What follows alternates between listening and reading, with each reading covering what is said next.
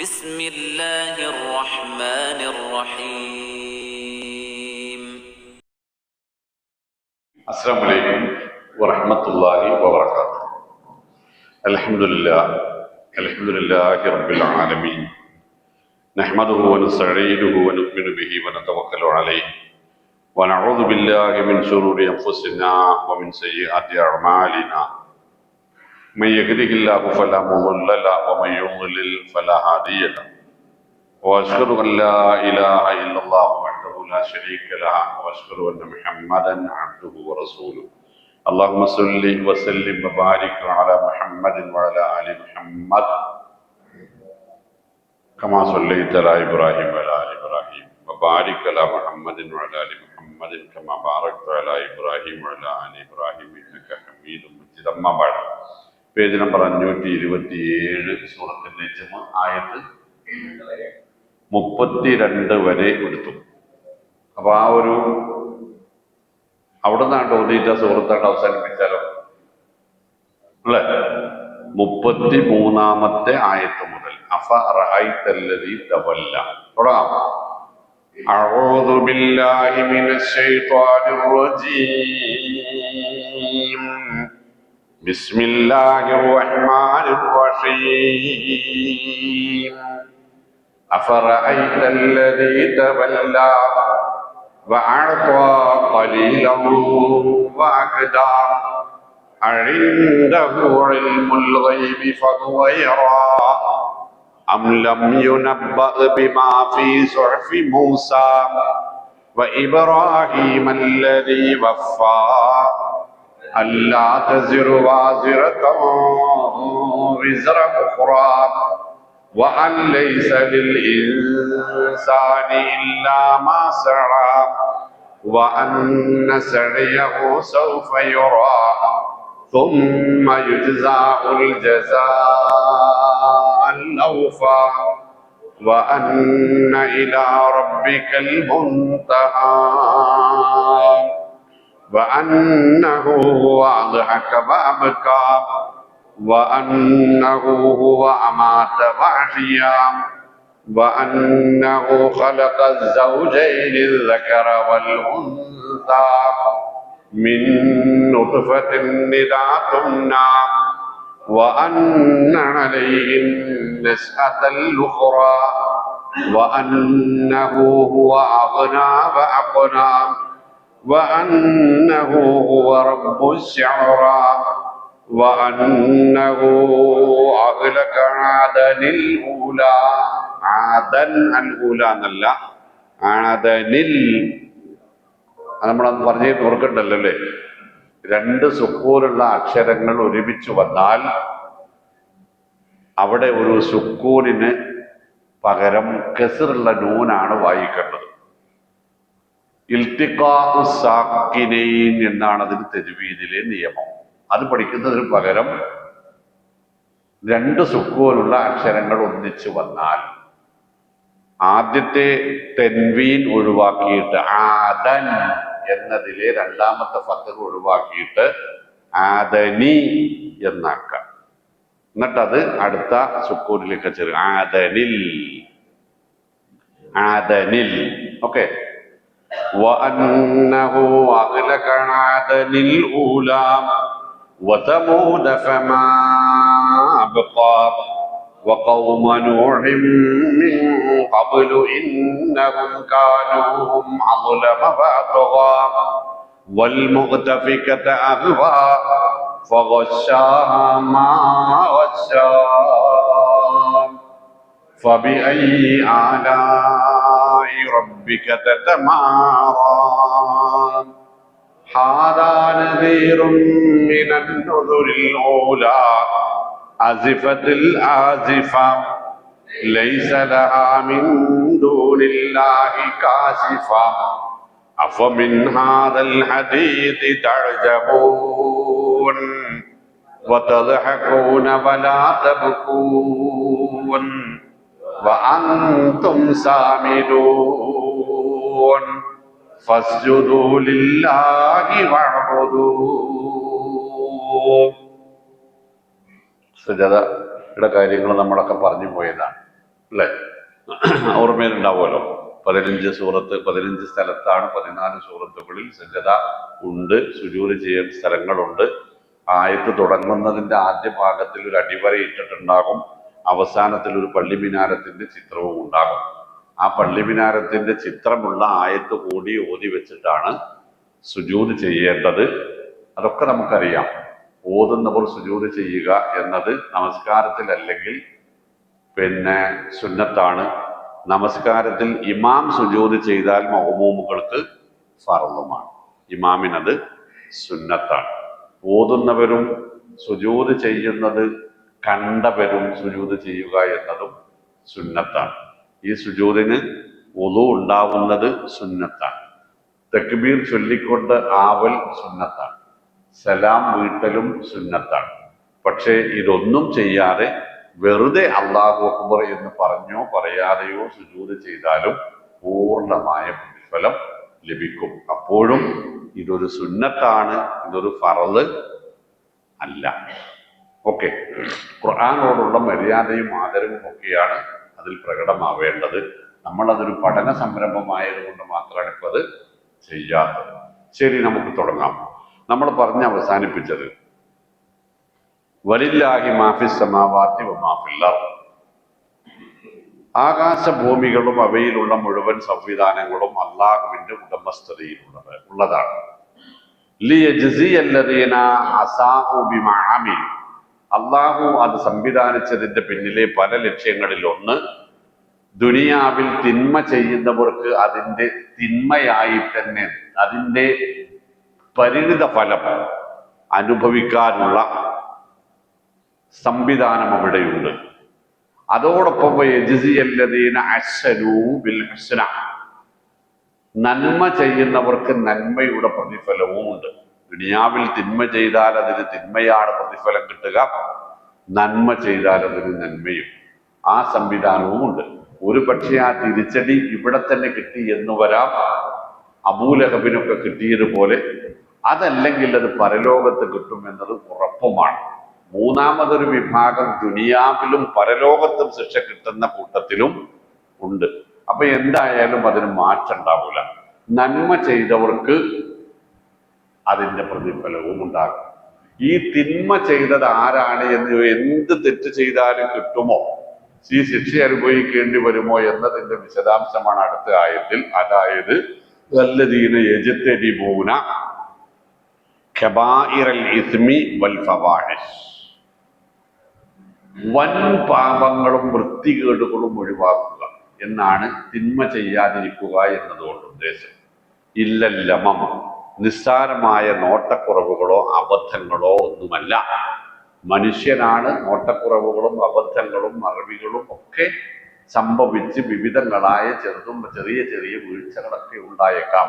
അതിനൊക്കെ കൂടെ പിടിച്ചിട്ട് അല്ലാഹു ശിക്ഷിക്കുകയില്ല. ഇന്ന റബ്ബക വാസിഉൽ മഗ്ഫിറ, അവൻ വിശാലമായി മഗ്ഫിറത്ത് നൽകുന്നവനാണ്. അതുകൊണ്ട് നിസ്സാര വീഴ്ചകളൊക്കെയും നമുക്ക് അല്ലാഹു മാപ്പാക്കി തരും. സൂറത്ത് നിസായിൽ അല്ലാഹു പറയുന്നത് ഇൻ തജ്തനിബു കബായിറ മാ തുൻഹൗന അൻഹു നുകഫിർ അൻകും സയ്യിആതികും വനുദ്ഖിലകും മുദ്ഖലൻ കരീമ. വൻ പാപങ്ങളിൽ നിന്ന്, വലിയ തെറ്റുകളിൽ നിന്ന്, കുറ്റങ്ങളിൽ നിന്ന് നിങ്ങൾ മാറി നിന്നാൽ നുകഫിർ അൻകും സയ്യിആതികും, നിങ്ങളുടെ വീഴ്ചകൾ നാം നിങ്ങൾക്ക് മാപ്പാക്കി തരാം.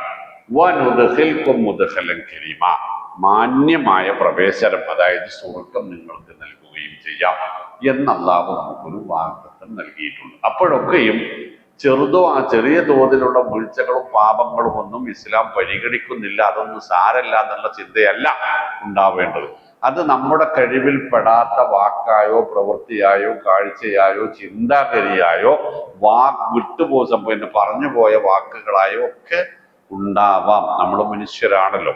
അതൊന്നും അല്ലാഹു പിടികൂടാൻ ഉദ്ദേശിക്കുന്നില്ല. അതിന്റെ കാരണം മഗ്ഫിറ, അല്ലാഹു വിശാലമായി മാപ്പ് നൽകുന്നവനാണ് എന്നതാണ്.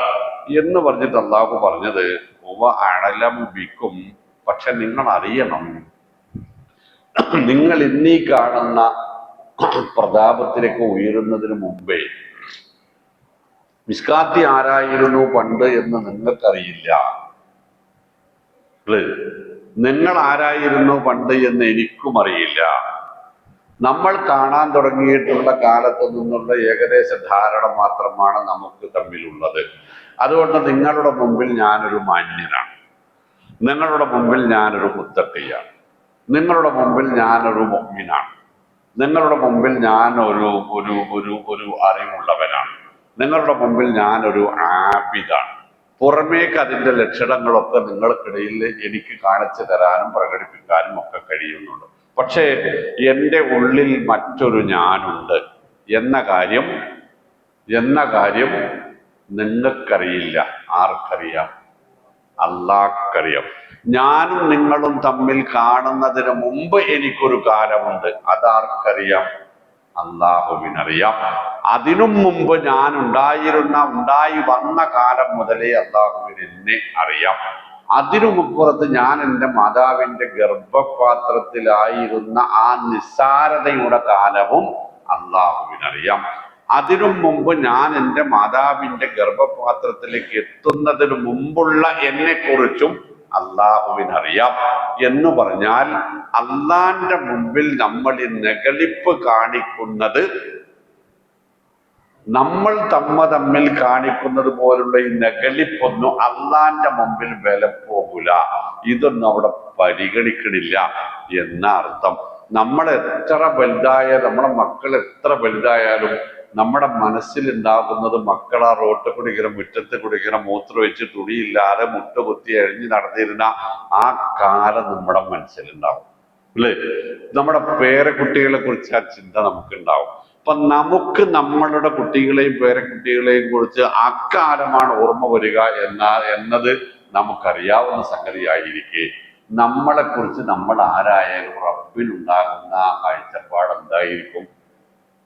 എവിടുക്ക പോന്റെ പോക്ക്, ആരാന്ന് പോനെന്നെ അറിയില്ല എന്നിടത്താവൂല അള്ളാന്റെ കാഴ്ചപ്പാട്. അതുകൊണ്ടാണ് ആ പറഞ്ഞത്, ഏത് നെഗളിക്കല്ലേ, ഫലാ തുസക്കൂ അൻഫുസക്കും, നിങ്ങൾ നെഗളിക്കല്ലേ. ഞാൻ വലിയ ആളാണ്, വലിയ മുത്തഖിയാണ്, വലിയ തസ്കിയത്ത് സംസ്കാരമുള്ളവളാണ്, വലിയ നല്ലോനാണ്, ഞാൻ തന്നെയാണ് ഇവിടുത്തെ ഏറ്റവും മുന്തിയോന് എന്ന് നിങ്ങളാണ് നിങ്ങൾക്ക് മാർക്കിടല്ലേ. ആ മാർക്ക് ഹുവ അഅലമു ബിമനിത്തഖാ, നിങ്ങളുടെ കൂട്ടത്തിൽ തഖ്വയുള്ളത് ആരാണ് എന്ന് വാല്യൂ ചെയ്യുന്നത്, വിലയിരുത്തുന്നത്, മാർക്കിടുന്നത് അല്ലാഹുവാണ്. അത് അവൻ തീരുമാനിക്കും. അവന്റെ മുമ്പിലാണ് തഖ്വ വിലയിരുത്തപ്പെടേണ്ടത്, നിങ്ങളുടെ മുമ്പിലല്ല, എൻ്റെ മുമ്പിലുമല്ല എന്നർത്ഥം. നമ്മൾ സാധാരണ പറയാറുണ്ട്, അബ്ദുല്ലാഹി ഇബ്നു മസ്ഊദ് റളിയല്ലാഹു അൻഹുവിന്റെ ഒരു വാക്കേ, അൽ ഇസ്ലാമു അലാനിയ, അൽ ഇസ്ലാമു അലാനിയ, ഇസ്ലാം പരസ്യപ്പെടുത്താൻ പറ്റുന്നതാണ്. ഇസ്ലാം പരസ്യപ്പെടുത്താൻ പറ്റുന്നതാണ്.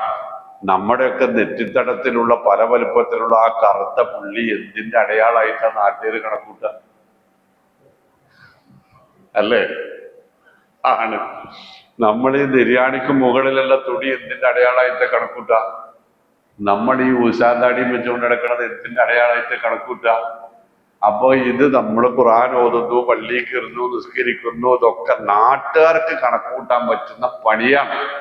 അൽ ഇസ്ലാമു അലാനിയ, പരസ്യപ്പെടുത്താൻ പറ്റും. വൽ ഈമാനു ബിൽ ഖൽബ്, പക്ഷെ ഈമാൻ പരസ്യപ്പെടുത്താൻ കഴിയില്ല. ഈമാൻ മനസ്സിന്റെ ഉള്ളറയിലാണുള്ളത്. അവിടെ വിലയിരുത്തൽ നടത്തേണ്ടത് ആരായിരിക്കും? അല്ലാഹുവായിരിക്കും അല്ലേ? അതുകൊണ്ടാണ് റസൂൽ സല്ലല്ലാഹു അലൈഹി വസല്ലം തഖ്വ ഹാഹുന എന്ന് പറഞ്ഞു. സാധനം വേറൊക്കെ പറഞ്ഞ് റോട്ടിൽ കൂടി അങ്ങ് മരുഭൂമിയിൽ കൂടി നടന്നു വരുന്ന ഒരാളെ കണ്ടേക്കാം, ഒരു കാക്കാനെ കണ്ടേക്കാം. അയാളുടെ വസ്ത്രമൊക്കെ മുഷിഞ്ഞ് ചുളിഞ്ഞ് നശികുശിയായിട്ടുണ്ടാകും. അയാളുടെ തലമുടിയൊക്കെ പൊടി പുരണ്ട പൊടി പുരണ്ട ആകെക്കൂടെ ഒന്നും അല്ലാതായിട്ടുണ്ടാകും. നിങ്ങൾ അയാൾക്ക് ഒരു വിലയും കൽപ്പിക്കുന്നുണ്ടാവില്ല. പക്ഷെ അയാളെങ്ങാനും അള്ളാന്റെ അടുത്തിട്ട് കയ്യിൽ കിട്ടിയാല് അബറഹു, അത് നടന്നിട്ടുണ്ടാകും, അത് അള്ളാഹു നടത്തി കൊടുത്തിട്ടുണ്ടാകും. അതുകൊണ്ട് അത് നിങ്ങൾ വിലയിരുത്തരുത് അല്ലേ? മറ്റുള്ളവന്റെ ഈമാന് നിങ്ങൾ വിലയിരുത്തണ്ട, അത് റബ്ബ് വിലയിരുത്തിക്കോളും. നമ്മുടെ ഈമാനിനെ നമ്മൾ വിലയിരുത്തണ്ട, റബ്ബ് വിലയിരുത്തുന്നുണ്ട്. അപ്പൊ റബ്ബിന് മുമ്പിലേക്ക് ഒതുങ്ങിക്കൂടണം. ഹുവ അഅലമു ബിമനിത്തഖാ. അള്ളാഹു നമ്മളെ അങ്ങനെ തഖ്വ നിലനിർത്താൻ പരിശ്രമിക്കുന്നവരുടെ കൂട്ടത്തിൽ ഉൾപ്പെടുത്തുമാറാവട്ടെ. ബോധ്യപ്പെടുത്തലിന്റെ വിഷയമേ ഉണ്ടാവരുത്. ബോധ്യപ്പെടുത്തുക എന്ന് ഞാൻ നല്ല വാക്കിൽ പറഞ്ഞതാണ്. ബോധ്യപ്പെടുത്തുക എന്നത് റസൂൽ സല്ലല്ലാഹു അലൈഹി വസല്ലം ഉപയോഗിച്ച പദം റിയാഹ് എന്നാണ്. റിയാഹ്, മറ്റുള്ളവരെ ബോധ്യപ്പെടുത്തുക. അത് ചെറിയ ശിർക്കാണ്. അതായത് ചെയ്ത ഒരു ഇബാദത്ത് ഈ ലക്ഷ്യം വെച്ചാണെങ്കിൽ കൂലി കിട്ടൂല എന്നാണ് അർത്ഥം. ഞാനിപ്പോ ഈ വന്ന് ക്ലാസ് എടുക്കണത്, ഞാനൊരു വലിയ ഖുർആൻ പണ്ഡിതനാണ്, അത് നിങ്ങളെ കൊണ്ട് നിങ്ങളുടെ മുമ്പിൽ ഒന്ന് തെളിയിക്കണം എന്നാണ് എൻ്റെ ഉള്ളിൽ എന്ന് വെച്ചാല് ഈ എടുക്കണ പണിക്ക് എന്ത് കിട്ടൂല, പടച്ചോന്റെ അടുത്തുനിന്ന് കൂലി കിട്ടൂല, കമ്മിറ്റിക്കാർ ശമ്പളം തരും. അതുകൊണ്ട് ബോധിപ്പിക്കരുത്. ആരെയും ബോധിപ്പിക്കേണ്ട, റബ്ബിനെയാണ് ബോധിപ്പിക്കേണ്ടത്. ചെയ്ത പണി, ആ എടുത്ത പണി എന്താണോ അത് കിട്ടൂല. അത് ബോധിപ്പിക്കാം. ആർക്ക്? നമ്മുടെ വീട്ടിലെ ചെറിയ കുട്ടികൾക്ക് ബോധിപ്പിക്കേണ്ടതുണ്ട് അല്ലേ? എന്ത്? ഓതി നിസ്കരിച്ചു അല്ലെ? അത് അവർ നമ്മളെ ബോധിപ്പിക്കണം. ഇത് നിസ്കരിച്ച് ഞാൻ കണ്ടില്ലല്ലോ എന്ന് ഉമ്മ പറയും. എന്തിന്? ചോറ് കിട്ടാൻ വേണ്ടിട്ടേ പറയില്ലേ? വീട്ടിലൊക്കെ നടക്കണതല്ലേ. ഇശാ വരെ ഓതലും വായിക്കലും ഒക്കെ കഴിഞ്ഞിട്ട് അടുക്കളേക്കാൾ ചെല്ലുമ്പോൾ ഉമ്മാന്റെ ചോദ്യം എന്തേക്കാരം? നിസ്കരിച്ചോ? ഇല്ല. എന്നാ നിസ്കരിക്കുക. ഉമ്മ ചോറ് വെച്ചിട്ട് നിസ്കരിച്ചോളാം. പറ്റൂല. അല്ലമ്മ എനിക്ക് ചോറ് വേണോ ചോദിക്കണല്ലേ? നിസ്കരിക്കണം. അത് സത്യത്തിൽ ഉമ്മാനെ ബോധ്യപ്പെടുത്താനുള്ള നിസ്കാരം. അത് പ്രായം അതാണ്, അത് പ്രായം അതാണ്. ഇങ്ങനെ തന്നെ നമ്മളൊക്കെ ഇപ്പൊ ഇങ്ങനെ ആയത്. പാപ്പാനെ പേടിച്ച് നിസ്കാരം തുടങ്ങിയതാണ്. എന്റെ കാര്യത്തിലും അങ്ങനെ കേട്ടോ, നമ്മളെ കാര്യത്തിലും എനിക്കറിയില്ല. വാപ്പ ജഗജില്ലിയാണ്. വാപ്പ വരുമ്പോ ഉമ്മ പറഞ്ഞു കൊടുക്കും എന്ന ബേജാറിലാണ് നിൽക്കുന്നത്. അപ്പൊ അതാർക്ക് വേണ്ടിയിട്ടല്ല, പഠിച്ചോന് വേണ്ടിയിട്ടല്ല. പക്ഷെ നമ്മളന്ന് തെക്ലീഫില്ലാത്ത കാല, അപ്രായത്തിലല്ലാതെ പിൽക്കാലത്തൊരു ബോധ്യപ്പെടുത്തലിന് വേണ്ടി ഒന്നും ചെയ്തുകൂടാ. വല്ലദീന യുഅ്തൂനമാ ആതൗ വഖുലൂബുഹും വജിലത്തുൻ അന്നഹും ഇലാ റബ്ബിഹിം റാജിഊൻ. യഥാർത്ഥ മുഅ്മിനുകൾ ഒരു സൽക്കർമ്മം ചെയ്താൽ അപ്പം മുതൽ പേടിയാണ്. സൽക്കർമ്മം ചെയ്യാതിരുന്നാൽ അല്ല പേടി. ഒരു സൽക്കർമ്മം ചെയ്താൽ അപ്പം തുടങ്ങും പേടി. പടച്ചോനെ, അതിന്റെ കൂലി പോവോ, അതിന്റെ കൂലി കിട്ടാതാവോ, അതിന്റെ കൂലി കിട്ടാതെ വല്ലതുണ്ടാവോ എന്ന അപ്പം മുതൽ പേടിയായിരിക്കുന്ന. എപ്പം മുതൽ? ഇബാദത്തെടുത്താൽ സൽക്കർമ്മം ചെയ്താൽ പേടിക്കേണ്ടവരാണ് മുസ്ലിമീങ്ങൾ. ചെയ്യാതിരിക്കാനല്ല പേടിക്കേണ്ടത്, ചെയ്തത് പോകാതിരിക്കാനാണ്. ചെയ്യാതിരിക്കാൻ എന്നത് വേറെ പേടിയാണ് അല്ലേ? അപ്പൊ ഈ ചെയ്തത് പോകാതിരിക്കാനുള്ള പേടിയാണ് സത്യത്തിൽ എന്ത്? തഖ്വ. അത് പോകരുത്. ഓക്കെ, അള്ളാഹു കാത്തു രക്ഷിക്കട്ടെ. ആ അധ്യായം അവിടെ നിർത്തിയിട്ട്, ആ ചർച്ച അവിടെ നിർത്തിയിട്ട് അവിടെ പറയണേ, അഫറഅയ്തല്ലദീ തവല്ല. മക്കയിലേക്ക് അള്ളാഹു നമ്മളെ ഒന്ന് തിരിച്ചു കൊണ്ടുപോവുകയാണ്. അഫറഅയ്തല്ലദീ തവല്ല, നീ അവനെ കണ്ടുവോ? ആരെ കണ്ടുവോ? പിന്മാറിപ്പോയ ആളെ കണ്ടുവോ? പിന്മാറിപ്പോയ ആളെ കണ്ടുവോ? എവിടെ നിന്ന് പിന്മാറിപ്പോയ ആളാണ്? ഇസ്ലാമിൽ നിന്ന്, ഈമാനിൽ നിന്ന്, തൗഹീദിൽ നിന്ന്, തഖ്വയിൽ നിന്ന്, നബി സല്ലല്ലാഹു അലൈഹി വസല്ലമയുടെ കൂടെ ജീവിക്കുന്നതാണ് ഏറ്റവും ഖൈറായത് എന്ന് മനസ്സിലായതിനു ശേഷം അവിടെ നിന്ന് പിന്നോക്കം പോയ ആളുകളെ കണ്ടുവോ? അവരുടെ അവസ്ഥ അറിയോ? അവർക്ക് എന്താ വരാനിരിക്കുന്നതെന്ന് അങ്ങേക്ക് മനസ്സിലായോ എന്നാണ് ആ ചോദ്യം. ഖലീലൻ, അവന് അല്പമൊക്കെ നാം സൗകര്യങ്ങൾ നൽകിയിരുന്നു. അതാണ് നമ്മളെ പ്രശ്നം അല്ലേ? നമ്മളെ പ്രശ്നം ഈ കിട്ടിയത് ഏറിയതാണെന്ന് എനിക്കറിയാം. കിട്ടിയത് ഏറിയതാണ് നമ്മുടെ പ്രശ്നം എന്ന് ഞാൻ പറഞ്ഞല്ല. മഹ്ശറിൽ സൂറത്ത് അൽ ഫുർഖാൻ നിങ്ങൾ വായിക്കുമ്പോൾ അതിൽ കാണാം, വയൗമ യശ്റഹും ജമീഅൻ ഫയഖൂലു അഅൻതും അദ്ലൽതും ഇബാദി ഹൗലാഇ അം ളല്ലു സബീൽ വയൗമ യശ്റഹും ജമീഅൻ വമാ യഅബുദൂന മിൻ ദൂനില്ലാഹ്. അള്ളാഹുവല്ലാത്തവരെ ആരാധിച്ചിരുന്ന ആളുകളെയും ആരാധിക്കപ്പെട്ട വിഗ്രഹങ്ങൾ ഉൾപ്പെടെയുള്ള നേതാക്കന്മാരെയും അള്ളാഹു ഒരിടത്ത് ഒരുമിച്ച് കൂട്ടും.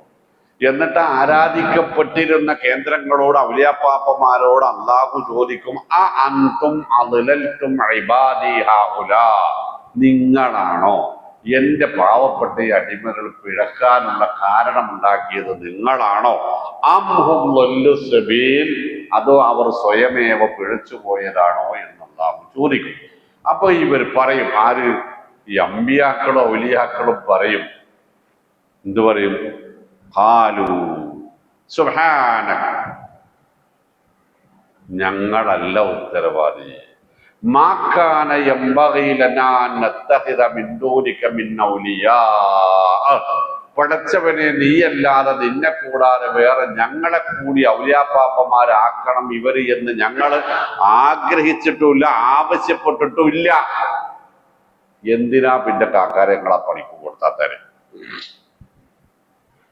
ആണോ? സമുദായത്തോടെ ചോദിക്കേണ്ട വേണോ? മാക്കാന യംബഗി ലനാ അൻ നത്തഖിദ മിൻ ദൂനിക മിൻ ഔലിയാ, പടച്ചവനെ, നീയല്ലാതെ ഞങ്ങളെ ഒരു ഔലിയയാക്കണമെന്ന്, ഒരു വലിയാക്കണമെന്ന്, വേണ്ടപ്പെട്ടവൻ നേതാവാക്കണമെന്ന് ഞങ്ങൾ ഇവരെ പറ്റി ആഗ്രഹിച്ചിട്ടില്ല. ഇവരോട് ഞങ്ങൾ അങ്ങനെ പറഞ്ഞിട്ടില്ല. വലാകിൻ, പക്ഷേ ഇവർക്ക് പിഴച്ചത് മത്തഅതഹും വആബാഹും, പടച്ചവനെ, ഇവർക്ക് ഇവരുടെ വാപ്പമാർക്ക് അവരുടെ വല്യാപ്പമാർക്ക് അതിന്റെ മുൻഗാമികൾക്കില്ലാത്ത പലതും നീ നൽകി, സുഖിപ്പിച്ചു, സുഖം കൂടി. അല്ലേ? പാവപ്പെട്ട ഒരു പട്ടിണിക്കാരന്റെ മോനാണ് ഈ നിൽക്കണത്. ഞാനേ പലവട്ടം പറഞ്ഞല്ലേ, ഞാനതൊക്കെ പറയുന്നത് മടിയൊന്നും ഇട്ടോ. തിരിച്ചറിവുണ്ടാകാൻ പറയാം, പിന്നേലും തിരിച്ചറിയിപ്പിക്കണം. പാവപ്പെട്ട ഒരു പട്ടിണിക്കാരന്റെ മോൻ ലോകത്ത് അറിയപ്പെടുന്ന ഒരാളായി മാറും.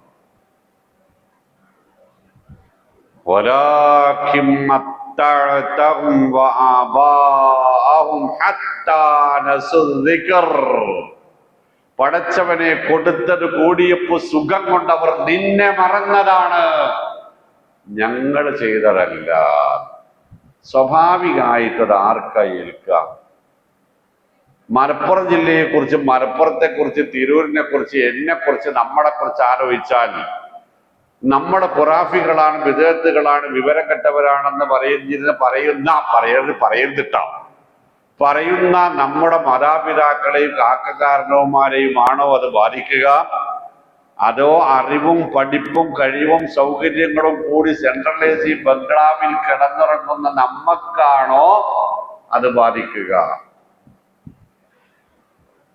നമ്മുടെ വാപ്പകാരണവന്മാരുടെ കാലത്തില്ലാതിരുന്ന പല ദുസ്വഭാവങ്ങളും ഇന്ന് നാട്ടിൽ ആചാരങ്ങളും സംസ്കാരങ്ങളുമായി മാറിയിട്ടുണ്ട്, അല്ലേ?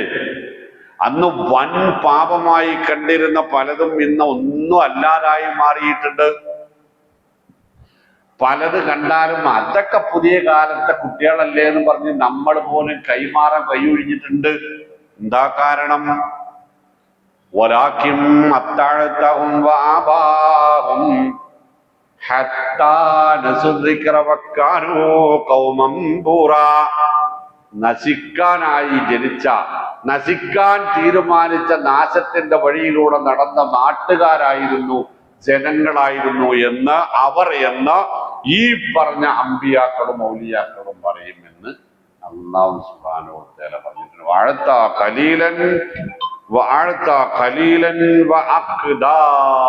വെള്ളം കണ്ട് പാറ കണ്ടെടുത്ത് കൈക്കോട്ട് വെച്ചു എന്ന് പറഞ്ഞതുപോലെ തന്റെ വ്യാമോഹങ്ങൾക്കും സ്വാർത്ഥ താല്പര്യങ്ങൾക്കും തടസ്സമാകുന്നു എന്ന് കണ്ടിടത്ത് ഇസ്ലാമിനെ കൈയൊഴിഞ്ഞ ആളുകൾ മക്കയിലുണ്ട്. മുഹമ്മദ് നബിയെ സ്വല്ലല്ലാഹു അലൈഹി വസല്ലം അവര് താങ്കൾ കണ്ടുപോ അവരുടെ നിലപാടും അവസ്ഥയും എന്ന് അന്ന് ചോദിച്ച ആ ചോദ്യം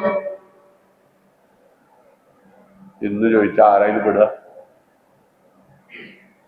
നിങ്ങൾ ചോദിച്ചാൽ ഞാനാ പെടുക, ഞാൻ ചോദിച്ചാൽ നിങ്ങളിൽ പലരും പെടൂലേ? അള്ളാഹു കാത്തു രക്ഷിക്കണം അല്ലേ? അപ്പൊ അനുഗ്രഹങ്ങൾ എന്തിനുള്ളതാണ്? കൂടുതൽ വിനയത്തിനുള്ളതാണ്.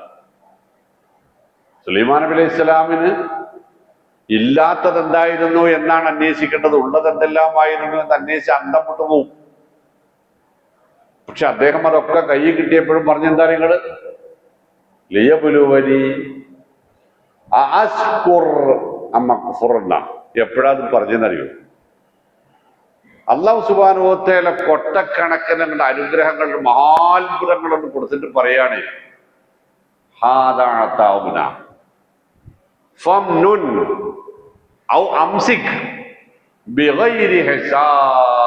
സുലൈമാൻ, ഇതെല്ലാം നാം താങ്കൾക്ക് സമ്മാനമായി തന്നതാണ്. താങ്കൾക്ക് ഇത് മുഴുവനും താങ്കൾക്ക് മറ്റുള്ളവർക്ക് വിതരണം ചെയ്യാം. ഞാൻ ചോദിക്കൂല എന്തിനേറൊപ്പം കൂടെ കൊടുത്തും ചോദിക്കൂല. ഔ അംസിക്, നയാ പൈസയുടെ ഉപകാരം ഒരാൾക്ക് കൊടുക്കാതെ കുറിച്ചു വെക്കാം, എന്നാലും ചോദിക്കൂല. അപ്പോഴാ പറഞ്ഞത് ഏത് ലിയബുലുവനി അസ്കുറു അമ്മക്ക് അല്ലേ? നമ്മളെ വണ്ടിന്റെ മുമ്പിൽ അങ്ങനെ സ്റ്റിക്കർ ഉണ്ടാവും. അതിന്റെ ആദ്യ ഭാഗം എന്താണ്? ഹാദാമിൻ ഫളലി റബ്ബി, ഇതിന്റെ റബ്ബിന്റെ ഔദാര്യാണ്. അതിനപ്പുറത്ത് എന്താന്ന് നമ്മളവിടെ വെട്ടിട്ട് വെക്കൂല. അതിന്റെ അപ്പുറത്താണ് ലിയബുലുവനി, ഇത് തന്നത് അള്ളാഹ് എന്നെ പരീക്ഷിക്കാൻ തന്നതാന്ന് പറയുന്നിടത്ത് എന്തുണ്ടാകും? വിനയം ഉണ്ടാകും. അതിനേക്കാളൊക്കെ ഒരു അത്ഭുതമുള്ള സംഗതി എന്താ അറിയും? ഒരു സംഘം ആളുകൾ ആ കൊച്ചു വീടിന്റെ 4 ഭാഗങ്ങളിൽ തിളങ്ങുന്ന ആയുധങ്ങളുമായി കാത്തു നിന്നു രാത്രിയിൽ. ഏതാ വീട് നിങ്ങൾക്കറിയാലോ? ഒറ്റ വെട്ട് വെട്ടണം എല്ലാവരും. 51 വെട്ടിന്റെ കാര്യമല്ല, 510 വെട്ട് വെട്ടിയാലും കണ്ടാൽ ഒറ്റ വെട്ടാണ് എന്ന് തോന്നുന്ന രൂപത്തിൽ വെട്ടണം. ആരാ വെട്ടിയതെന്ന് ചോദിച്ചാൽ ഞാൻ എന്ന് എല്ലാവർക്കും പറയാൻ കഴിയണം. എന്നാ പിന്നെ അബ്ദുമനാഫിന്റെ കുടുംബങ്ങൾക്ക് നമ്മളെ ഒന്നും ചെയ്യാൻ പറ്റൂല എന്നുള്ള പ്ലാനിങ് നടപ്പാക്കുന്നതിനിടയിലൂടെ ഒരാളെങ്ങനെ ഇറങ്ങിപ്പോവാണ്. അപ്പോക്ക് എങ്ങനെ അറിയങ്ങള്? ആകാശത്തോളം ഉയർന്ന തലയുമായിട്ടാണ്, അഭിമാനത്തോടെ, ധീരതയോടെ, അന്തസ്സോടെ ആണ് ആ കടന്നു പോകല്. നയാ പൈസ കയ്യിലില്ല, സഞ്ചരിക്കാനൊരു വാഹനമില്ല, മാറിയെടുക്കാനൊരു വസ്ത്രമില്ല, കുറച്ച് ദാഹിച്ച് തളരുമ്പോൾ കുടിക്കാനുള്ള ഒരു തുള്ളി വെള്ളത്തിന്റെ കപ്പില്ല, ഒരു ഈത്തപ്പഴം പോലുമില്ല. എന്തായാലും നമ്മൾ പറയാ വെറും കയ്യോടെ അല്ലേ? വെറും കയ്യോടെയാണ് ഇറങ്ങിപ്പോകുന്നത്, ഉയർത്തിപ്പിടിച്ച തലയുമായ. 8 വർഷം കഴിഞ്ഞിട്ട് ആ വെറും കയ്യോടെ പോയ മനുഷ്യൻ തിരിച്ചിറങ്ങുന്നു. അങ്ങനെയാണ് 12,000 അനുയായികൾ ഊരിപ്പിടിച്ച ആയുധങ്ങളുമായി ആ കണ്ണിമ ചിൽമിന് അനങ്ങുന്നതിനനുസരിച്ച് പ്രവർത്തിക്കാൻ തയ്യാറുള്ള 12,000 സൈന്യം. 4 വാർഡുകളിൽ സെക്യൂരിറ്റി, ഏറ്റവും മുന്തിയ ഒട്ടകം. പക്ഷേ തിരിച്ചിറങ്ങിയത് കൊമ്പിട്ട് കരഞ്ഞ് താടിരോമങ്ങളിലൂടെ കണ്ണുനീരിങ്ങനെ വീണ് ഒട്ടകത്തിന്റെ മുതുകിലെത്തി പൂഞ്ഞമ്മ തട്ടിയിട്ടാണ് തല താഴ്ത്തിയത് നിന്നത്. അല്ലെങ്കിൽ തലകുത്തി മറിയുമായിരുന്ന അത്രയും വിനയം. ആരാണത്? മുഹമ്മദ് മുസ്തഫ സ്വല്ലല്ലാഹു അലൈഹി വസല്ലം അല്ലേ? ഞാൻ നിങ്ങളൊന്ന് ആലോചിച്ച് നോക്കാണ്, എപ്പോഴാണ് നമ്മളെ തല ഉയരാൻ തുടങ്ങിയത്? ഞാൻ സാധാരണ പറയുന്ന സംഗതി എന്താ അറിയോ?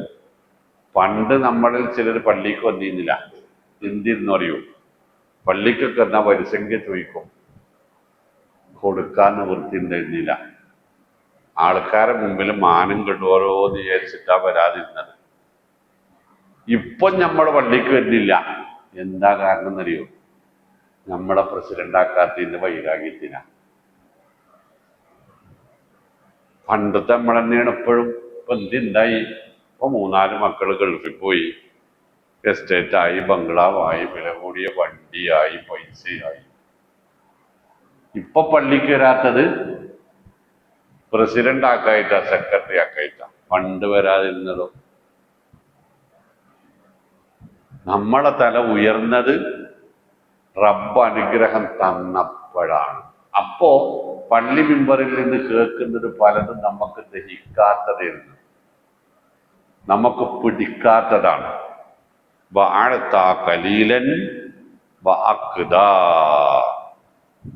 കുറച്ചെന്തോ കിട്ടി.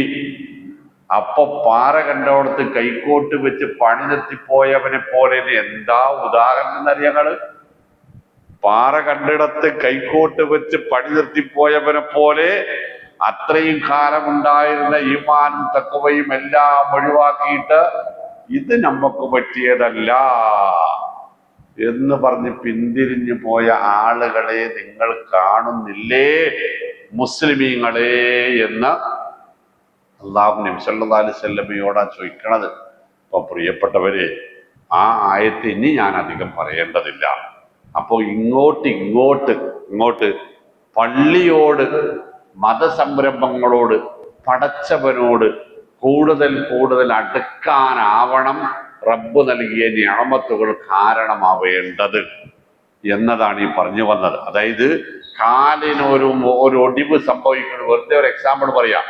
ഇന്ന് അസറിന് കേട്ട നാട്ടുകാരത് കേട്ടിട്ട് ഇന്ന പിന്നെ എന്തെങ്കിലും പറയുമോ എനിക്ക് പേടിയില്ല.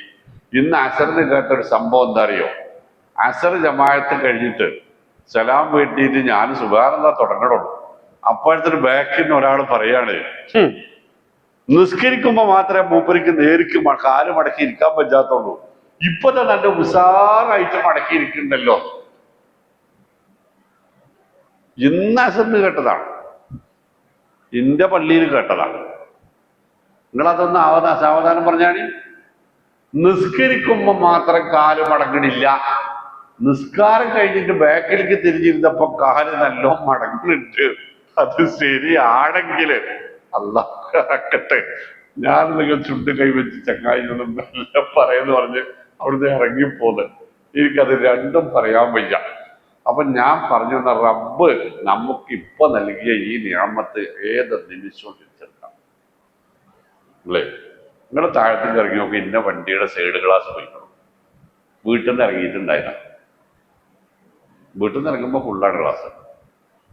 അത് വേറെ വണ്ടിക്ക് ഇടിച്ചു, ഓന്റെ ഗ്ലാസും പോയി, ഇന്റെ ഗ്ലാസും പോയി. കുറച്ചുകൂടി ഒരു സെന്റിമീറ്റർ മാറി ഇടിച്ചിട്ടുണ്ടെങ്കിൽ എന്തായിരുന്നു? അത്രേ ഉള്ളൂ കഥ, അല്ലേ? അപ്പോ ആരോഗ്യമുള്ള സമയത്ത് ഇബാദത്തുകൾ എത്ര നന്നാക്കി ചെയ്യാൻ പറ്റുമോ അത്ര നന്നാക്കി ചെയ്യണം എന്നാ പറഞ്ഞതിന്റെ അർത്ഥം.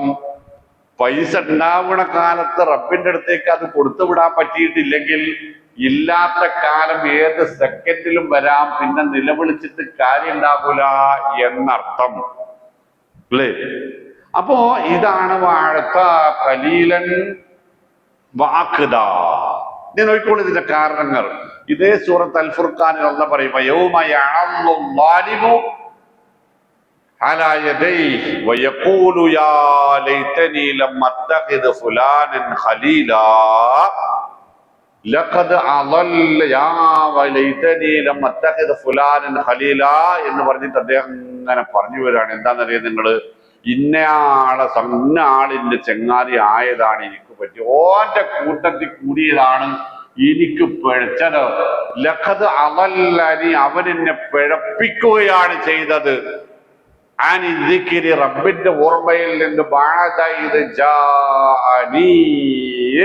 അതെനിക്ക് മനസ്സിലായി.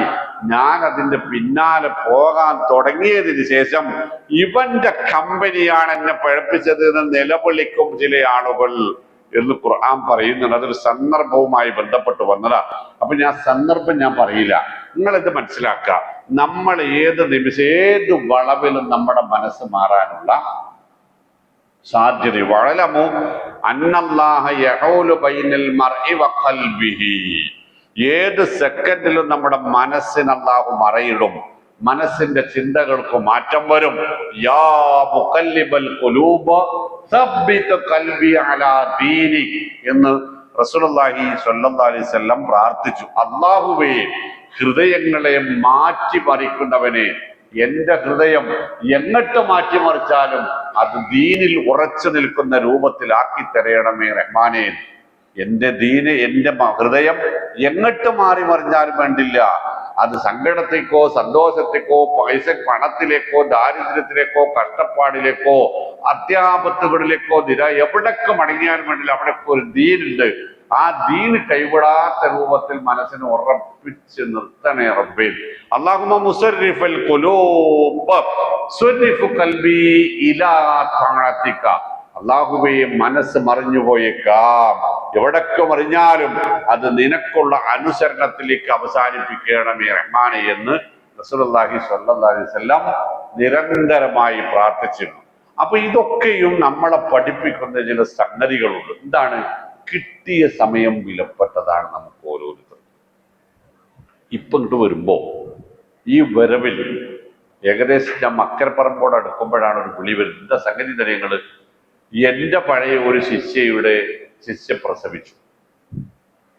6 മാസം കഴിഞ്ഞപ്പോൾ 6 മാസമായ ഗർഭം പ്രസവിച്ചു.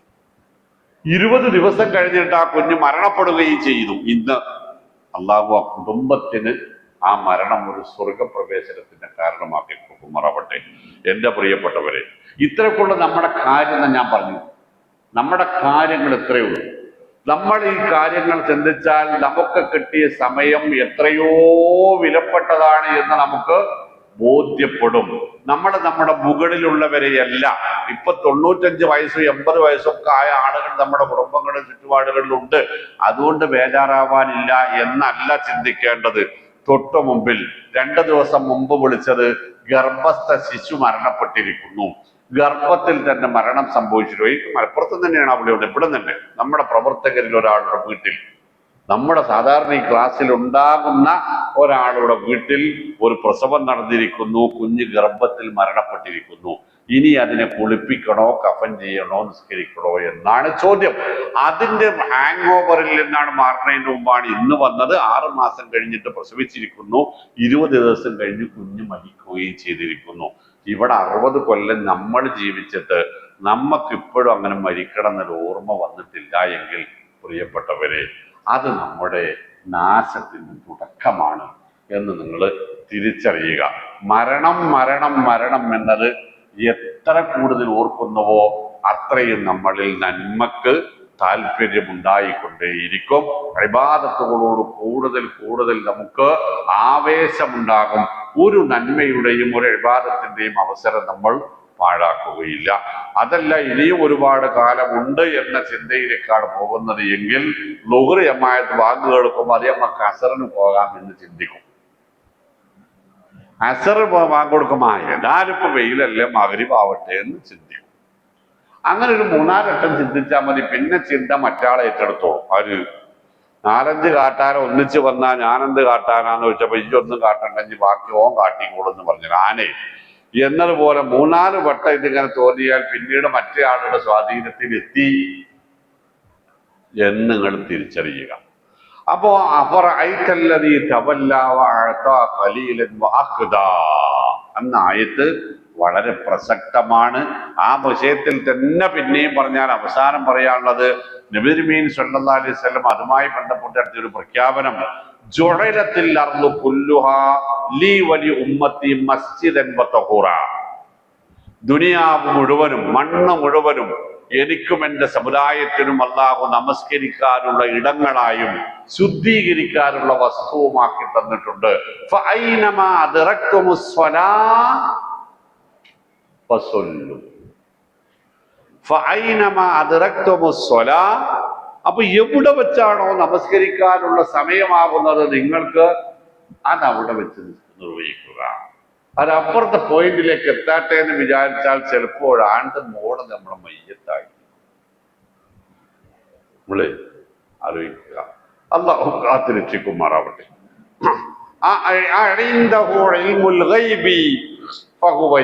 അല്ല ചോദിക്കുക, ഇവൻ ഇങ്ങനെ തിരിഞ്ഞു പോകാനുള്ള കാരണം എന്താണ്? അഴിന്തഹു, അവനരികിലെങ്ങാനും ഉണ്ടോ, അവന്റെ കയ്യിലെങ്ങാനും ഉണ്ടോ, അവനുണ്ടോ എന്ത്? ഇൽമുൽ ഗൈബ്, അദൃശ്യ വിജ്ഞാനം. ഞാൻ എന്ന് മരിക്കും, എനിക്ക് ഭാവിയിൽ എന്ത് സംഭവിക്കും എന്നതിനെ കുറിച്ച് എനിക്ക് വല്ലതും അറിയാമോ? ഫഹുവയറ, വരാൻ പോകുന്നത് വല്ലതും അവൻ കണ്ണ് കാണുകയോ മറ്റോ ചെയ്തിട്ടുണ്ടോ? വല്ലാത്തൊരു ചോദ്യമല്ല അത്. എന്താ നിങ്ങളെ വിചാരം? നിങ്ങളെ പാരാ നിങ്ങളെ വിചാരം? നിങ്ങൾക്ക് എന്താ സംഭവിക്കുക നിങ്ങൾക്കറിയോ? എന്തപ്പം ഞാൻ നിസ്കാരം തന്നെ പറയണത് അവിടെയാണ്. എല്ലാ നന്മകളുടെയും അടിസ്ഥാനമിരിക്കുന്നത് നമസ്കാരത്തിലാണ്. ഇന്ന സ്വലാത്ത തൻഹാ അനിൽ ഫഹ്ശാഇ വൽ മുൻകർ, എല്ലാ വൃത്തികേടുകളും നമ്മളെ കാത്തുരക്ഷിക്കും. വഖിമി സ്വലാത്ത ലിദിക്രി, എപ്പോഴും നമുക്ക് അള്ളാഹുവിന്റെ ദിക്ർ നിലനിർത്തി തരും നമസ്കാരം. അത് അസ്വലാത്തു നൂറ്, അത് നമ്മുടെ വെളിച്ചമാണ്, അത് നമ്മുടെ പിൻബലമാണ്, അത് നമ്മുടെ തെളിവാണ്. അതാണ് നമ്മ ആദ്യം വിചാരണ ചെയ്യപ്പെടുക എന്നതൊക്കെ ഈ ഒരു ഒറ്റ വിവാദത്തിനെ കുറിച്ചാണ്. അതുകൊണ്ട് ഞാൻ അതിമ്മത്തന്നെ പിടിച്ചുകൊണ്ടിരിക്കണത്. അല്ല, അടുത്ത നേരം നിസ്കരിക്കാൻ ഞാൻ ഉണ്ടാവുന്നറ്റേ ഓന് മനസ്സിലായിട്ടുണ്ടോ? ഇപ്പൊ അങ്ങനെ നിസ്കാരം വൈകിപ്പിക്കണ്. അടുത്ത കൊല്ലം നോമ്പ് ഒലിക്കാന്ന് വിചാരിച്ചിട്ട് ആണോ ഇക്കൊല്ലം നോമ്പെടുക്കാത്തത്? അടുത്ത വട്ടം തേങ്ങ ഇടുമ്പോ കൊടുക്കാതെക്കാത്തത് വിചാരിച്ചിട്ട് ആണോ?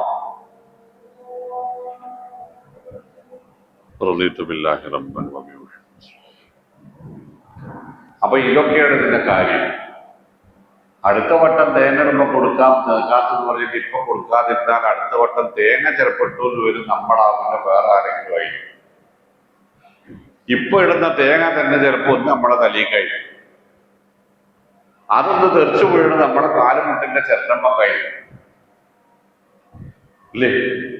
ഓരോ ഞാമത്തുകളും ഞാൻ പറയാറുണ്ട്. സാധാരണ പഴയ ഓലപ്പരയിൽ താമസിക്കുന്ന കാലത്തെ നമ്മളൊക്കെ ആ ഓലപ്പര പൊളിഞ്ഞാടിയല്ലേ എവിടെയെങ്കിലുമൊക്കെ കമ്പനി പെയിന്റ് പോയി കുറച്ച് വരയിൽ കൂടി വീടല്ലാതെ വേറൊന്നും പറ്റിയിട്ടില്ല. ഇതെങ്ങാനും പൊളിഞ്ഞങ്ങനെ ഉണ്ടാവും.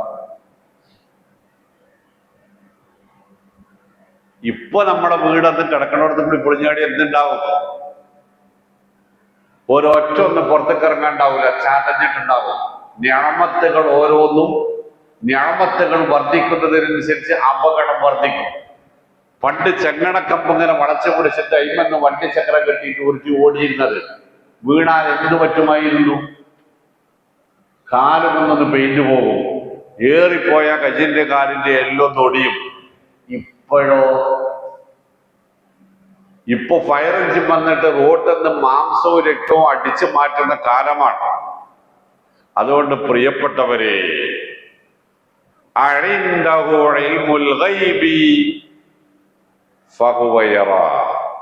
ഒരവസരം കിട്ടി പിന്നീട് എന്ന് വരില്ല.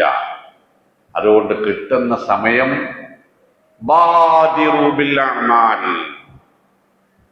നിർത്താതെ മുന്നോട്ട് പോയിക്കൊണ്ടേയിരിക്കുക സൽക്കർമ്മങ്ങളിലൂടെ. അള്ളാഹു അനുഗ്രഹിക്കുമാറാവട്ടെ.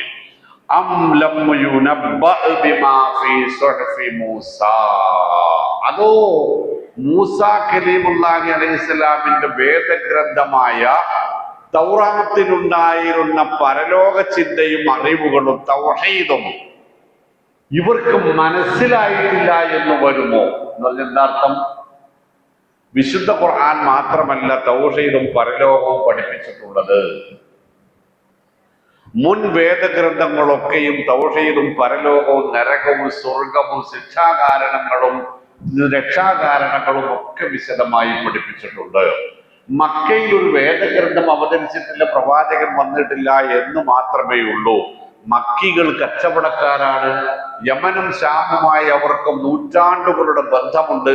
അവിടങ്ങളിൽ ജീവിക്കുന്ന ജൂത ക്രൈസ്തവരുമായി അവർക്ക് അടുത്ത സമ്പർക്കമുണ്ട്. ആ വേദഗ്രന്ഥങ്ങളെ കുറിച്ചും അവരുടെ വിശ്വാസത്തെക്കുറിച്ചും വ്യക്തമായ ധാരണയും മക്കാ മുശ്രിക്കുകൾക്കുണ്ടായിരുന്നു.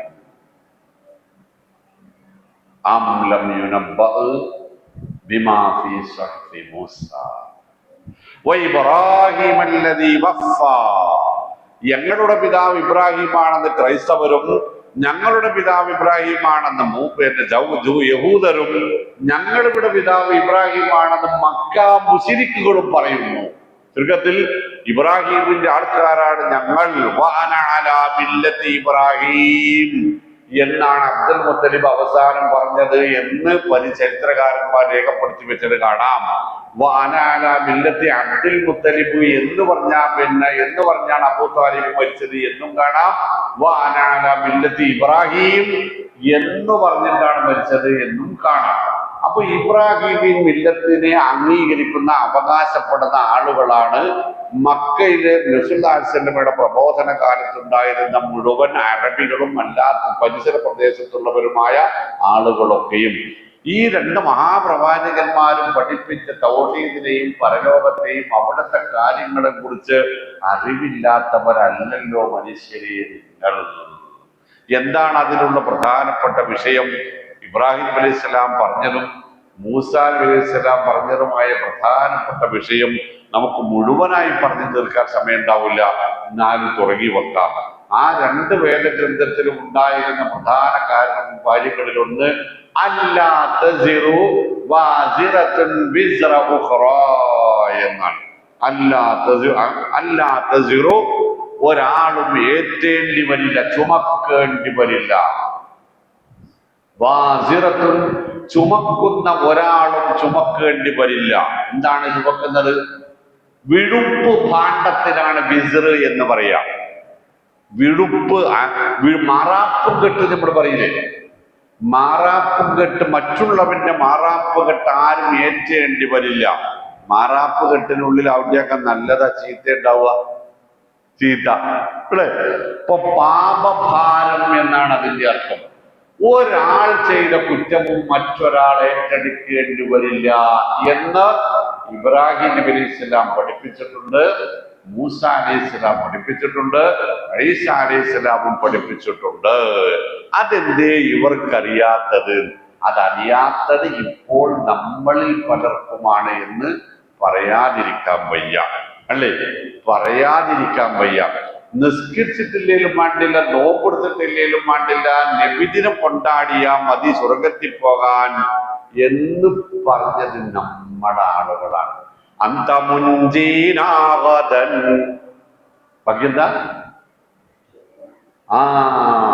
അങ്ങാൻ ജഹന്നം, നാളെ ഞങ്ങളെ നരകത്തിൽ നിന്ന് രക്ഷപ്പെടുത്തുന്നവരെന്ന് പാടുന്നത് മക്ക മുശ്രിക്കുകളല്ല. ارتكبت على الخطا غير حسر وعدد لك أشكو فيه يا سيدي خير النبي. എന്താ പറയണത് നിങ്ങള്? കുറ്റമെന്ന വാഹനമിൽ അറ്റമില്ല ഞാൻ കയറി, അങ്ങയോടന്യായം ഞാൻ സയ്യിദി ഖൈറൻ നബീന. മലയാളം. ഇനി അർത്ഥം പറയണോ? രണ്ടും ഓരതാണ്. നമ്മൾ എന്തെങ്കിലും പറഞ്ഞാല് വഹാബിയുടെ അർത്ഥം പറഞ്ഞാന്ന് പറയും. എഴുതിയതും അവരാണ്, അർത്ഥം എഴുതിയതും അവരാണ്.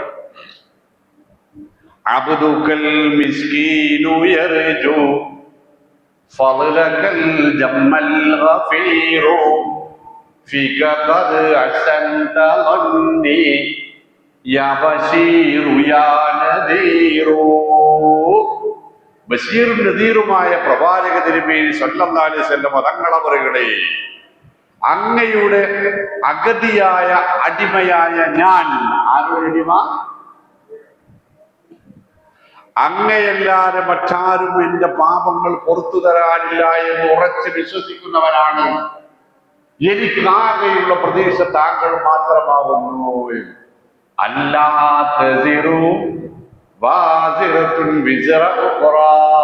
ഇവർക്ക് മനസ്സിലായില്ലേ എന്നാണ് ചോദിച്ചത്. എന്നെ പേടിച്ചോർക്ക് ഏതും പേടിക്കേണ്ട, എന്നെ പിടിച്ചോർക്ക് ഞാൻ കാവലെന്നോവർ. മലയാളം പറഞ്ഞോ? കണ്ടല്ലോ. എന്റെ മുരീദാരും നരകത്തിലില്ലെന്ന് നരകത്തെ കാക്കും മാലക്ക് പറഞ്ഞോവർ. നീ പറഞ്ഞോ? ഒന്നു കൊടുത്തെങ്കിൽ മറ്റുള്ളതൊക്കെയും പോകുമോ ചോദിച്ചത് എന്റെ ഹൗസല്ലേ എന്ന് അല്ല പറഞ്ഞ ആളാണ്. ഇത് പഠിപ്പിക്കുന്നത് ആരാ? നിങ്ങൾ അഹ്ലുസുന്നത്തി വൽ ജമാഅ ഞങ്ങളാന്ന് പറയുന്ന ആളുകളാണ്.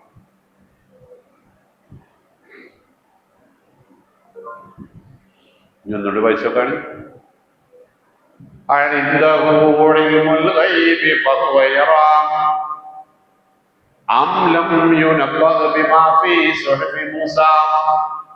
وإبراهيم الذي وفى ألا تزر وازرة وزر أخرى. ഇവിടെ നിർത്തിക്കൂടെ? ഇത് പോയാൽ ജമാഅത്തിനും നിർത്തിയില്ല. അല്ലാ തസിറു വാസിറത്തും വിസ്റ ഉഖ്റ. അപ്പൊ എന്താ അതിന്റെ അർത്ഥം? ഒരു കഥയും കൂടെ പറഞ്ഞുതരാം. ഞാൻ ഇതാ നിർത്താം. രത്നാകരൻ എന്ന പേരിൽ ഒരു കൊള്ളക്കാരൻ, അയാള് കാട്ടിൽ കൊള്ളയടിച്ച് ജീവിക്കുകയാണ്. വഴിയാത്രക്കാരൻ മുഴുവൻ കൊള്ളയടിച്ചു. അപ്പൊ ആ വഴിക്ക് ഒരു ദിവസം 7 മഹർഷിമാർ കടന്നുപോയി. രത്നാകരൻ മഹർഷിമാരുടെ മുമ്പിൽ ആയുധങ്ങളുമായി ചാടി വീണ് അവരെ പിടിച്ചു നിർത്തി. എന്നിട്ട് അവരുടെ കയ്യിലുള്ള എല്ലാ സാധനങ്ങളും എടുക്കാൻ പറഞ്ഞു. അവരുടെ കയ്യിൽ വെള്ളം കിട്ടി മാത്രമേ ഉള്ളൂ, കുറച്ച് ഭസ്മവും. രത്നാകരൻ ആവശ്യം പണമാണ്. അപ്പൊ ഇവരെ പീഡിപ്പിക്കാൻ തുടങ്ങി. അപ്പൊ അതിൽ അവര് പറഞ്ഞു, ഞങ്ങൾ നിന്നോടൊരു കാര്യം ചോദിക്കട്ടെ, എന്നിട്ട് ആക്കാം ബാക്കി കാര്യം. എന്താണ് കാര്യം? നീ ചെയ്യുന്നത് പാപമാണെന്ന് നിനക്കറിയില്ലേ? അറിയാമോ? ഇത് എന്തിനു വേണ്ടിയാണ്? ഇത് എന്റെ കുടുംബം പുലർത്താൻ വേണ്ടിയാണ്. ഈ പാപത്തിന് ശിക്ഷ കിട്ടുമെന്ന് നിനക്കറിയില്ലേ? അറിയാം. ആ ശിക്ഷ നിന്റെ കുടുംബവും കൂടി ഏറ്റെടുക്കുമോ? പിന്നല്ലാതെ ഞാൻ അവർക്ക് വേണ്ടിയല്ലേ ഇതൊക്കെ ചെയ്യുന്നത്, അപ്പൊ അവർ ഏറ്റെടുക്കും. അത് അവരോടൊന്ന് ചോദിച്ച് ഉറപ്പുവരുത്തിയിട്ട് വാ, ഞങ്ങൾ ഇവിടെ തന്നെ നിൽക്കാം. രത്നാകരൻ വീട്ടിൽ ചെന്നു. ഭാര്യയെയും മക്കളെയും അച്ഛനെയും അമ്മയെയും വിളിച്ചു കാര്യങ്ങൾ അവതരിപ്പിച്ചു. അവര് കൈമലർത്തി. ഞങ്ങളെ സംരക്ഷിക്കേണ്ടത് താങ്കളുടെ ബാധ്യതയാണ്. താങ്കൾ കൊണ്ടുവരുന്നത് ഉപയോഗിക്കലാണ് ഞങ്ങളുടെ പണി. താങ്കൾ അത് എങ്ങനെ കൊണ്ടുവരുന്നു എന്ന് ഞങ്ങൾക്ക് ചിന്തിക്കേണ്ട ആവശ്യമില്ല. താങ്കൾ അത് പാപം ചെയ്താണ് കൊണ്ടുവരുന്നതെങ്കിൽ അതിന്റെ ഫലവും താങ്കൾ മാത്രം അനുഭവിക്കണം. ഞങ്ങളെ രത്നാകരൻ അന്തം വിട്ട് വേർത്തൊലിച്ച് തിരിച്ചു വന്നപ്പോ മഹർഷിമാർ ഇവിടെ തന്നെ നിൽക്കുന്നു. അയാൾക്ക് പശ്ചാത്താപം തോന്നി. എന്താ പശ്ചാത്താപം തോന്നാൻ കാരണം? പോക്കിരിത്തരത്തിന്റെ പങ്ക് പറ്റാൻ വേറെ ആരും ഉണ്ടാവൂല എന്ന് എനിക്ക് മനസ്സിലായി. അങ്ങനല്ലേ? പോക്കിരിത്തരത്തിന്റെ അടി കൊള്ളാനേ വേറെ ആരും ഉണ്ടാവില്ല. വാപ്പയും മക്കളും ഭാര്യയും പോലും ഉണ്ടാവില്ല എന്ന് അവർക്ക് മനസ്സിലായി. നമ്മളെ മൊയ്ലിയന്മാർക്ക് എപ്പോഴും മനസ്സിലായില്ല അല്ലേ? ആ രത്നാകരനാണ് പുരാണാട്ടോ. ആ രത്നാകരനോട് അവിടെ ഇരുന്നിട്ട് ആ മഹർഷിമാരുടെ അടുത്ത് കൊണ്ടുപോയി ഇരുത്തിയിട്ട് അയാളോട് ചൊല്ലാൻ ആവശ്യപ്പെട്ടു. മരാ മരാ മരാ മരാ എന്നിങ്ങനെ ചൊല്ലാൻ ആവശ്യപ്പെട്ടു. അയാളത് അവിടെ ഇരുന്ന് ചൊല്ലി. മോക്ഷം ലഭിക്കുന്നത് വരെ ചൊല്ലാൻ ആവശ്യപ്പെട്ടു. 7-8 വർഷം കഴിഞ്ഞിട്ട് മഹർഷിമാർ തിരിച്ച് അതേ വഴിയിലൂടെ തന്നെ വരുമ്പോൾ മരാന്ന് തിരിച്ചു വായിച്ചെന്താ കിട്ടുക? അത് ഞാനിവിടെ പറയില്ല.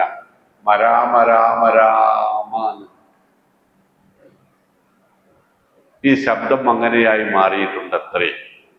ശബ്ദത്തിന്റെ ഉടമയെ അന്വേഷിച്ച് പോയി നോക്കുമ്പോൾ അതൊരു വലിയ ചിതൽപുറ്റിനുള്ളിൽ നിന്നാണ് വരുന്നത്. ചിതൽപുറ്റിന് സംസ്കൃതത്തിൽ വാൽമീകം എന്നാണ് പറയുക. ചിതൽപുറ്റിൽ നിന്ന് കണ്ടെടുക്കപ്പെട്ടവൻ എന്ന അർത്ഥത്തിൽ ആ മനുഷ്യന് രത്നാകരൻ അവർ വാൽമീകി എന്ന് പേരിട്ടുള്ളൂ. ഈ വാലില്ലാത്ത മീകിയെങ്കിലും ആയിക്കൂടെ മാപ്പിളാർക്ക്? അല്ലാത്ത പുരാണമല്ല, ഐതിഹ്യമല്ല, കെട്ടുകഥയല്ല, പരിശുദ്ധ ഖുർആനാണ്. ഈ സമുദായത്തിന്റെ വിളക്കാണ്, വെളിച്ചമാണ്.